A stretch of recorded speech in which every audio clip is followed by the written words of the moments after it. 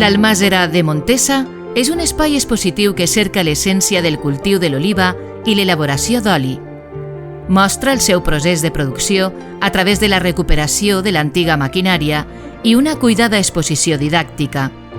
Al llarg d'un recorregut autoguiat es poden veure diversos audiovisuals sobre la història de l'oli i l'olivera, panells gràfics i explicatius i monitors amb audiovisuals que mitjançant infografies 3D recreen el procés d'elaboració d'aquest volgut producte de la terra, essència de l'alimentació mediterrània, i un desplegament de noves tecnologies dedicat a la cultura de l'oli d'oliva.